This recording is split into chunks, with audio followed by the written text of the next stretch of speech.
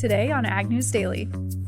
We've gone from an average capacity utilization last year of about 50% to well over 70% right now. What that means is enormous demand for additional soybean oil, canola oil, animal fats, distillers corn oil, used cooking oil, all the feedstocks that are required and available to produce biomass-based diesel. Welcome back to the weekly edition of the Ag News Daily Show. We are once again in the studio, and you're looking very festive today. I mentioned that to you earlier. 4th of July is just a couple weeks away. Yes, one of my favorite holidays. Yes, mine as well. It's warm. It's usually nice weather, but will it be nice weather this year? Well, leading up to the 4th, rounds of showers and thunderstorms are expected to continue across much of the Midwest through early next week, bringing some much-needed moisture to some areas of the corn and soybean growing states. A strong system moved through the region on Wednesday with heavy rain and severe weather, and another round of heavier rainfall is possible on Sunday, especially across the southern Midwest. Frequent rainfall has improved soil moisture along with cooler temperatures and continues to support crop development, but some areas are getting too much moisture, and wet conditions may slow down winter wheat harvest and create some localized flooding concerns. Storms stretching from Missouri into Indiana over the next week could also bring damaging wind, hail, and heavy rainfall. While much of the Corn Belt remains in good conditions, parts of Indiana and Ohio continue to deal with those flooding and replant concerns, with some farmers likely to abandon some damaged acres rather than replant them this late in the season, some market analysts are saying. And we had a very bad storm that has swept through a lot of parts of Iowa. I saw grain bins wiped out, fields wiped out, so a lot of bad weather this time of year. Yes, moving on, USDA's latest crop progress report shows corn and soybean development remains ahead of historical averages across much of the country. Nationally, 93% of corn has emerged, matching last year's pace and sitting ahead of the 5-year average of 89%. Soybean planting reached 93% complete, while 82% of the crop has emerged. Crop conditions also remain steady. USDA rated 68% of the nation's corn crop in good to excellent condition, unchanged from the previous week, while 66% of soybeans earned a good to excellent rating. Winter wheat harvest reached 13% complete nationwide, slightly ahead of last week, but still ahead of the 5-year average of 25%, as wet weather continues to slow progress in some growing areas. We'll be back with more news after this week's tip with Corteva Agriscience. We can talk about controlling weeds and diseases and insects, but one thing that growers can't control is the weather. We haven't figured out how to do that yet, but weather has a huge impact on the pests that are out there and their life cycle and their development. Sometimes weather is going to cause us some delays as well, right? If we want to get out there and do something and run into a rain delay. On the other side of that, if we get in some real hot, dry weather, it can make controlling weeds more difficult. It can also cause a shift in the pests that we're trying to control due to the environment that's out there. So scouting and knowing what's out there is really important. And then what the current conditions are and how that might impact that application and whether we might need to adjust the adjuvants that we're using or the timing of our sprays are really important. And so I think those are things that people need to keep in mind when they're going out there to make any type of application. And if growers would like to learn more about the products from Corteva that they can use, they can go visit us at corteva.com/US. Well, Josie, researchers at the University of Illinois and agronomists across parts of Illinois, Iowa, and Missouri are reporting cases this week of rootless corn, a condition where a young corn plant's crown roots fail to develop properly. This issue has been observed most commonly in fields that emerge during a narrow window in mid-May, with experts pointing to unusually warm temperatures and several cloudy days during early planting development as some possible contributing factors to that. The condition often goes unnoticed until plants reach the V4 to V5 growth stages and begin leaning or falling over due to a lack of root support system. Agronomists recommend digging plants to inspect crown root development, as affected fields could face an increased risk of lodging, stalk breakage, and potential yield impacts later in the growing season. While some plants may recover but with favorable moisture conditions, Experts say continued scouting is important to be vigilant throughout the summer months. And I saw also tar spot is popping up once again, so we'll be sure to touch on that subject in the coming weeks as well. While we're on the topic of field work, Greg Jones, Senior Manager for Field Engineering at Firestone Ag, is encouraging farmers to pay close attention to tire maintenance as spraying and side dressing season continues. Jones says improper inflation is one of the most common causes of unexpected equipment downtime, especially when operating heavy planters and sprayers under changing field conditions. According to Jones, routine tire checks can help improve fuel efficiency, reduce soil compaction, and prevent costly breakdowns during critical fieldwork windows.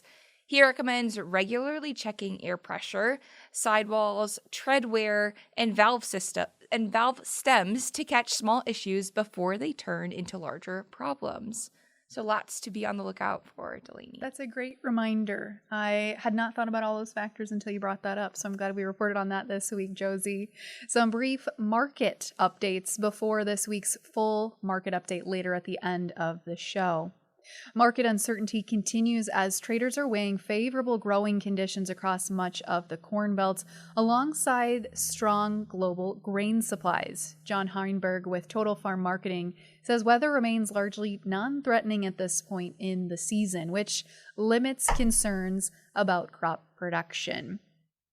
Heinberg says that attention is beginning, though, to shift toward USDA's acreage report, which will be coming out at the end of June and will provide an updated look at planted corn and soybean and wheat acres. Following that report, he expects weather and crop development to remain key factors influencing the grain markets through the rest of this season into fall harvest. So we'll be sharing more market updates at the end of the segment today, but yeah, that June acreage report is going to be a big one. U.S. and Mexican negotiators met this week in Washington, D.C. for a second round of talks aimed at updating the U.S. Mexico-Canada Agreement. Farm groups are urging President Trump and his administration to preserve duty-free agricultural trade while seeking improvements to ethanol access in Mexico, protections for biotech corn, and greater access to Canada's dairy market.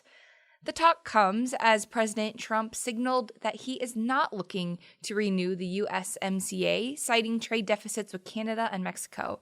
Under the agreement, the three countries must approve a renewal by July 1st or begin a review process that could eventually lead to changes or withdrawal. More than 150 agricultural organizations have signed a letter supporting the renewal, citing the economic benefits of North American trade. Canada and Mexico remain the top two export markets for U.S. agriculture, purchasing more than $58 billion in farm products last year.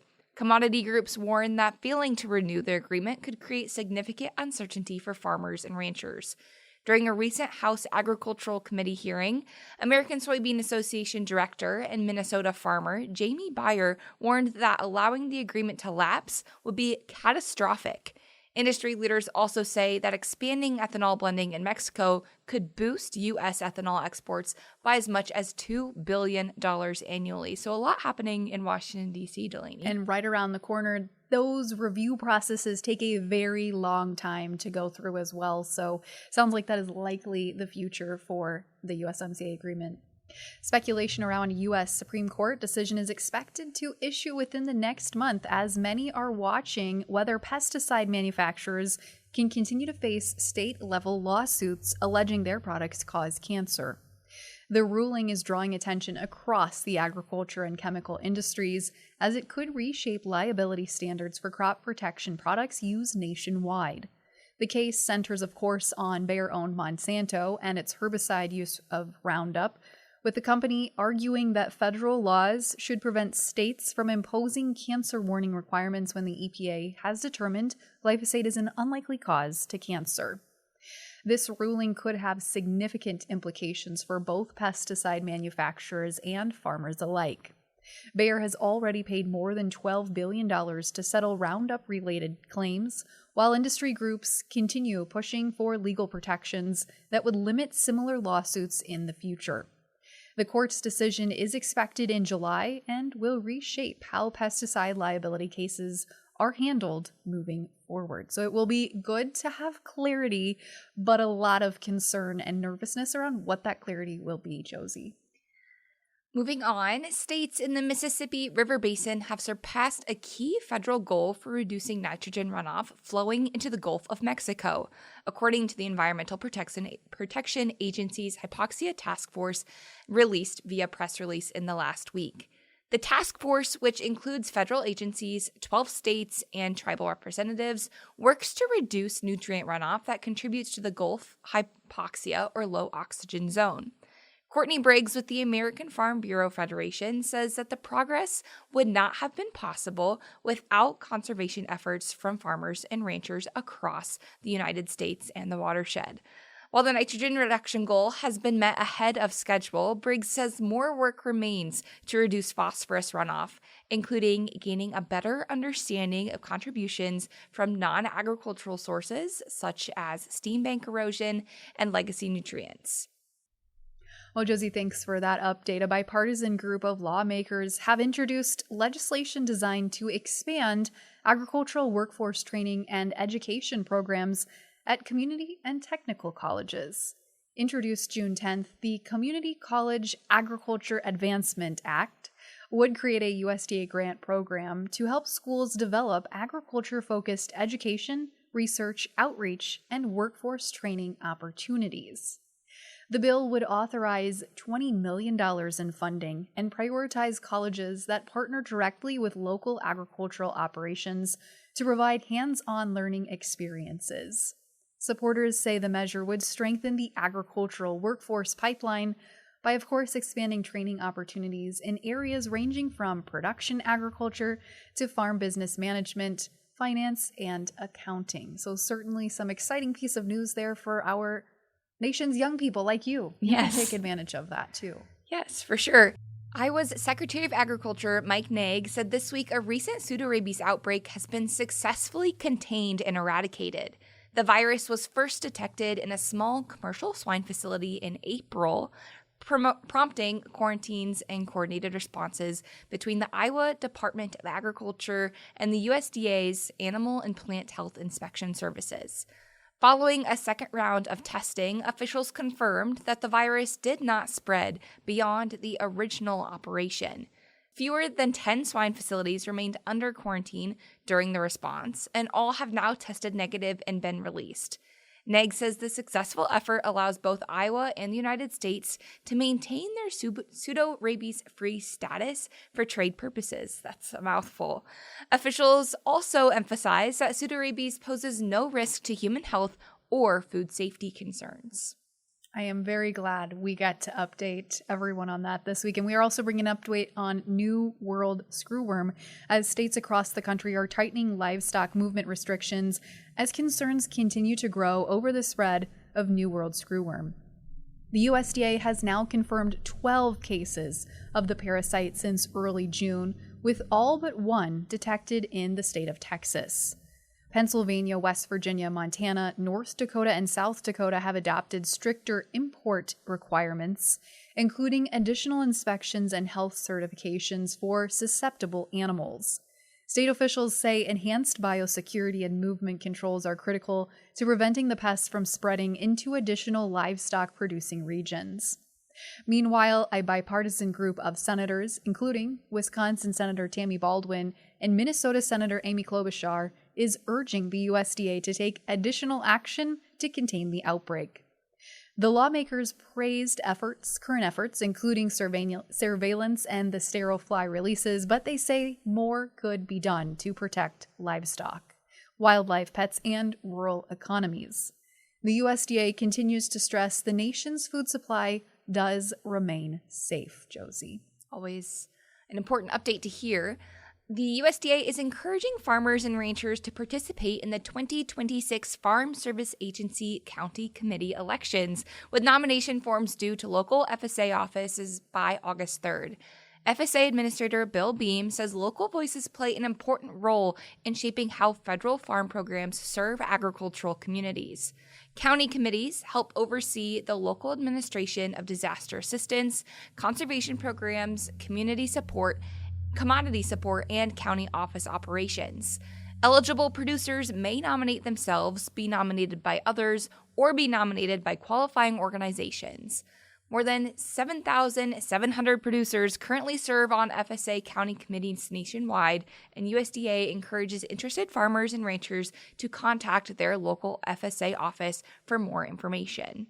I certainly didn't know that that was how the committees were formed, so that is something I learned today on the podcast. We're going to be learning more about the movement on the energy front recently as we get into today's interview, talking about U.S. biodiesel, renewable diesel, and how that is going to play out in some policy decisions impacting the future of renewable fuels.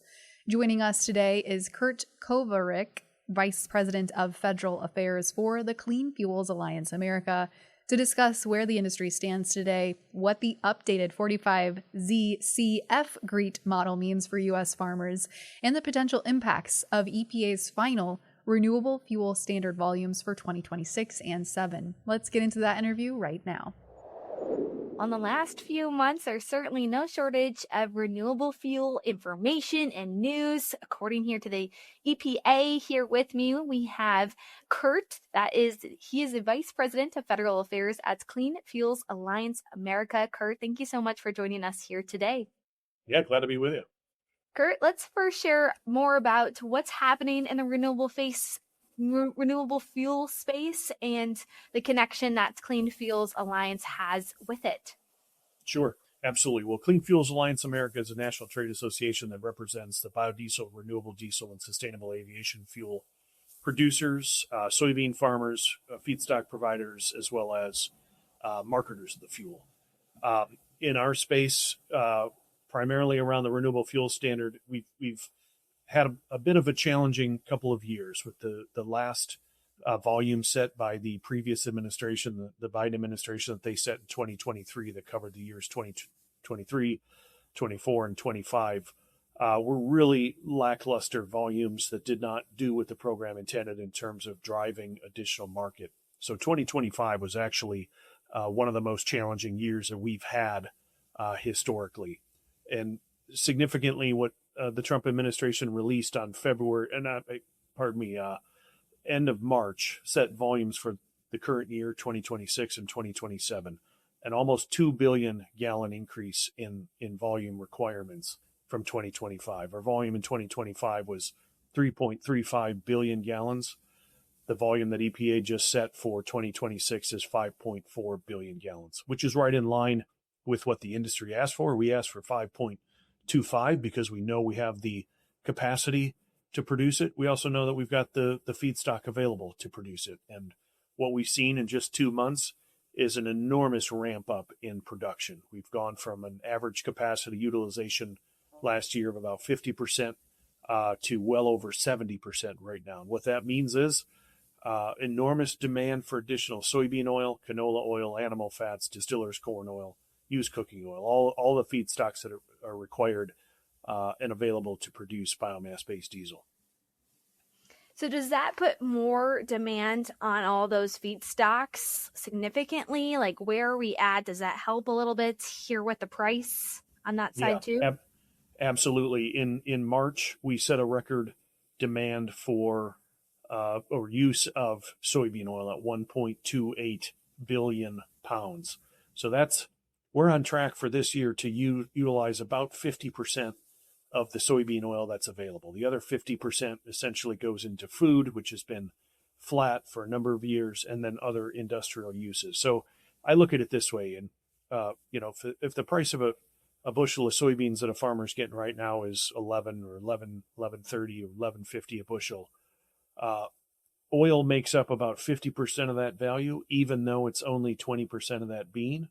And of that oil, 50% of it is going into biomass-based diesel. So if you look at a soybean, we're about 25% of the value of that overall bean because we're using about 50% of that oil. It's huge in terms of kind of rewarding the investments that's been made by the soy crushing industry over the last handful of years. We've seen great expansions and new builds in soy processing. For example, the state of Nebraska today processes 70% of the beans grown in Nebraska are now processed in Nebraska. That's a result of our industry being available to utilize that oil. It reduces dependence on China. The National Oilseed Processors Association says a few years ago we were exporting 60% of the beans and processing 40%. That's flipped. It's essentially flipped to where we're processing 60 and exporting 40. So what does that mean? We're reducing our reliance on foreign markets, particularly China, to add value to the commodity. We're adding value to that commodity here at home. We're making that high value protein meal available to our domestic livestock industry, and we're adding value to that oil and creating a renewable fuel that's lessening our dependence on foreign oil. It's a win for soybean farmers. It's a win for rural America. It's a win for domestic energy dominance. Now, EPA set that threshold of how many gallons, and it was more than you anticipated. Does that have some kind of components to it when you're reflecting upon what does it mean for soybean growers? Yeah, well, it means that we're going to have to run full out for the remainder of this year.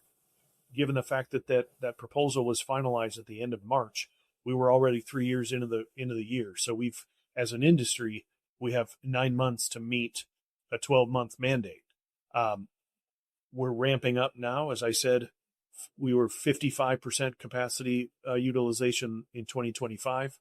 As of last month, we were at 70%. I imagine, and EPA anticipates that is going to have to be near 90% utilization. So we're going to make a lot of oil disappear. We're going to add a lot of value to oil. I know it's achievable, but it is going to take a little bit of time here to get those contracts in place, get that feedstock available, and turn it into fuel. And certainty. Are processors, are they feeling, more confident than they were last year? Is there still some uncertainty in this sphere of things? We have the most certainty we've ever had. When you look at this RVO, this renewable volume obligation being for 26 and 27, obviously folks are already thinking about what 28 and beyond is going to look like. And I think we are going to need, maintaining these strong signals in 2028 and beyond to make additional investments. But the same is true on the tax side. We've got tax policy in place. We've got a little bit of clarity and finality to things that need to be resolved yet. But the clean fuel production credit that was enacted back in August of 2022 was extended in the One Big Beautiful Bill last year through 2029. So we've got some forward-looking policies in place. Now, we've got litigation from petroleum refiners on EPA's final rule on the volumes under the RFS. They're challenging it because they don't like to have to blend more biofuels. So we always have that as a challenge, and we'll fight that in the courts and other areas. But quite frankly, when the Trump administration puts forward such a robust RVO and points to all of the positive impacts that they want from it, that is domestic energy dominance, use of farmer commodities here at home, building out domestic markets for our commodities, job creation, economic activity, all of that is being delivered today. It just 2.5 months since it's been released. I can't imagine this administration would go back on it anytime soon. And let's talk about that tax credit. Let's talk about 45Z. Tell us about kind of the timeline and the news we had just received last week. Sure. Well, going back to when it was enacted in August of 2022,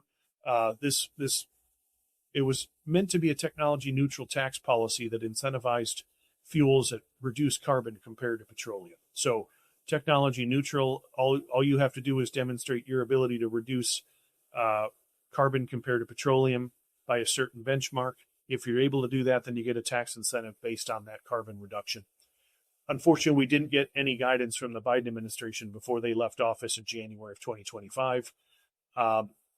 In the One Big Beautiful Bill that was enacted by the Republican Congress and signed into law by President Trump about a year ago, just around July 4th of 2025, it both extended it and improved it.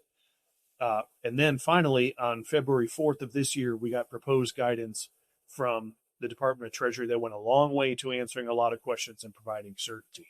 One thing it did not do was update, though, the carbon intensity scoring model that fuel producers use to calculate their credit. We just got that update from the Department of Energy this past Friday, answered a lot more questions, addressed a lot of the modifications from the One Big Beautiful Bill, including the removal of so-called indirect land use penalties. That really is just a construct of environmentalists who oppose crop-based biofuels as a way to make biofuels look less green than we are.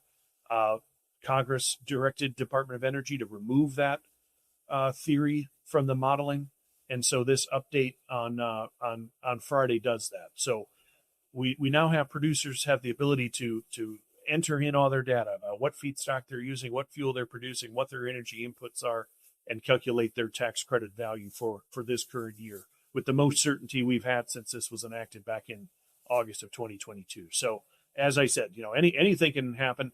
We're still waiting on a key component of this yet is what we call the USDA regenerative agriculture piece. This is a component of it that can feed into that carbon intensity model to make sure that we're rewarding, or farmers are rewarded for sustainability practices on the farm, whether that's no-till use of cover crops, reduced fertilizer use, all of the things that farmers are, for the most part, already doing. This will provide some degree of a financial incentive to continue doing that by rewarding them for commodities through the higher credit value for the fuel. So there is still lots of opportunity for regenerative agriculture, you'd say. I know that there has been a lot of chatter, perhaps at the federal level, of some cutbacks, maybe of some programs that were connected to the words of sustainability or whatever it might be. You're saying there's still a lot of opportunity that the federal government is investing. Yeah, and what this is, and it was called Climate Smart Ag under the Biden administration. It's no longer called that. It's more around sustainability and regenerative ag. But what we have is, it's really a framework that isn't specific to 45Z and the tax credit, but it's meant to be a framework that can be utilized by states that are implementing low carbon fuel standards or other federal programs that are trying to measure the sustainability benefit or the carbon reduction benefit of certain agriculture practices. It just happens to be under construction for utilization in the 45Z tax credit. But I think it'll be available across a full spectrum of programs if that's what programs are meant to do, and that is to reward farmers for these sustainability practices. So yes, our expectation is that will be final. It's at the Office of Management and Budget right now for final interagency review. We expect it to be published as a final rule here yet this summer, and to be incorporated into the GREET model, and thereby provide that additional potential for higher incentive for the fuel based on the sustainability practices that were utilized during the growing of the crop. Well, Kurt, thank you so much for your time here on Ag News Daily. Anything else that you want to mention that we haven't talked about yet, and what soybean or corn growers should know?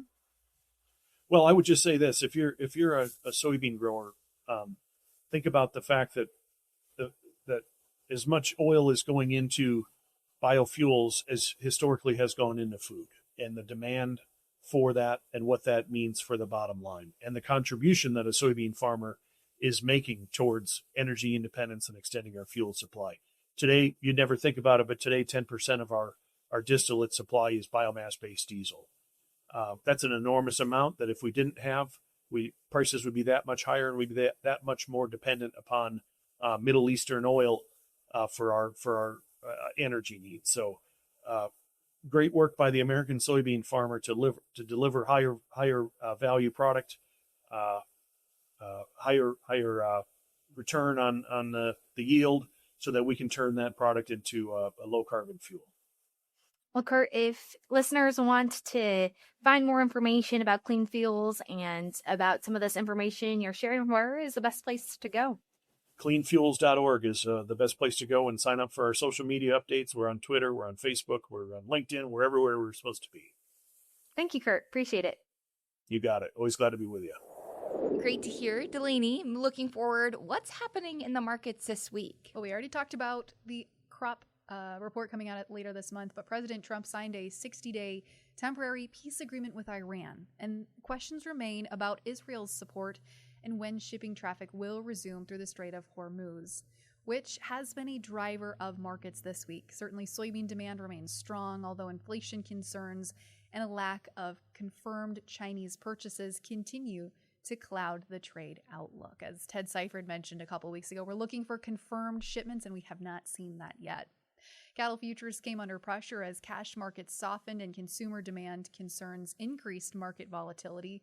Hog futures also declined, but found some support here as well from some oversold conditions.